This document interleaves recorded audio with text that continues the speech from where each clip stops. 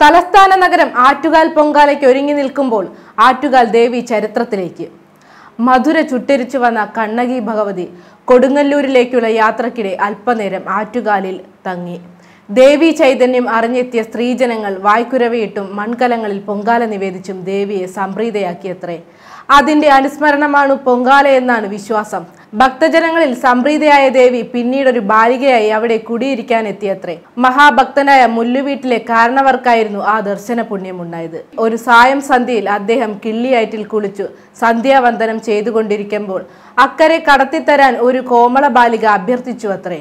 കിള്ളിയാർ കരകവിഞ്ഞൊഴുകുന്ന കാലമായിരുന്നത്. കാരുണ്യ വാത്സല്യങ്ങളോടെ അദ്ദേഹം ബാലികയെ പുഴ കടത്തി തറവാട്ടിൽ കൊണ്ടുചെന്ന് അവലും മലരും ഇളനീരും പഴവും നൽകി സൽക്കരിച്ചു. എന്നാൽ കുട്ടി അപ്രത്യക്ഷയാവുകയായിരുന്നു. കുട്ടിയെ തിരഞ്ഞുമെടുത്ത അദ്ദേഹം മനസ്താപത്തോടെ ഉറങ്ങാൻ കിടന്നു. അന്നൊരു സ്വപ്നദർശനമുണ്ടായി. താൻ സാക്ഷാൽ മഹാമായയാണെന്നും ഇവിടെ കുടിയിരിക്കുകയാണെന്നുമാണ് അറിയിച്ചത്. അടുത്ത ദിവസം കാവിൽ 3 വര കാണുമെന്നും അവിടെ ക്ഷേത്രം പണിയിച്ച് പ്രതിഷ്ഠിക്കണമെന്നും അരുൾപ്പാടുണ്ടായി. പുലർച്ചെ തന്നെ ഉണർന്ന അദ്ദേഹം ഓടി കാവിലേക്ക് പോയി. സ്വപ്നദർശനം പോലെ അവിടെ 3 വരകളുണ്ടായി. ദൈവജ്ഞരെ വിളിച്ച് പ്രശ്നം വെപ്പിച്ചപ്പോൾ സ്വപ്നദർശനം ശരിയാണെന്ന് സ്ഥിരീകരിച്ചു. പിന്നീട് അനുഷ്ഠാന വിധികളോടെ ദേവി ചൈതന്യത്തെ ഒരു ശിലയിൽ കുടിയിരുത്തി. പിൽക്കാലത്ത് ഒരു മരം വീണു ക്ഷേത്രത്തിന് കേടുപാട് സംഭവിച്ചു.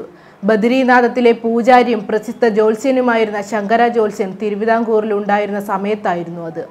അദ്ദേഹത്തിന്റെ കാർമ്മികത്വത്തിലായിരുന്നു പുനഃപ്രതിഷ്ഠ നടന്നത്. തടിയിൽ നിർമ്മിച്ച ചതുർബാഹുവായ വിഗ്രഹത്തിൽ നേപ്പാളിയെ ഗണ്ഡകി നദിയിൽ നിന്നുള്ള നാളരാമങ്ങൾ നിറച്ചിരിച്ചു. തടിയിൽ നിർമ്മിച്ച ചതുർബാഹുവായ വിഗ്രഹങ്ങളിൽ നേപ്പാളിലെ ഗണ്ഡകി നദിയിൽ നിന്നുള്ള നാളരാമങ്ങൾ നിറച്ചിരുന്നു. വാൾ, പരിച, ശൂലം, കങ്കാളം എന്നിവ ധരിച്ച രൂപത്തിലാണ് ദേവി പ്രതിഷ്ഠ. പിൽക്കാലത്ത് ആറ്റുകാൽ ഭഗവതി ക്ഷേത്രം ട്രസ്റ്റ് ക്ഷേത്രഭരണം ഏറ്റെടുത്തു. പിന്നീട് അങ്ങോട്ട് പ്രസിദ്ധിയുടെയും പുരോഗതിയുടെയും ദിവസങ്ങളായിരുന്നു. ദാരു വിഗ്രഹത്തിൽ സ്വർണം പതിപ്പിച്ചു. പൊങ്കാലയുടെ പ്രസിദ്ധി നാടെങ്ങും പ്രചരിച്ചു. ഭക്തി നിർഭരമായ ആ പൊങ്കാല എല്ലാ വർഷവും ഭക്തജനങ്ങൾ ദേവിക്ക് അർപ്പിക്കുന്നു.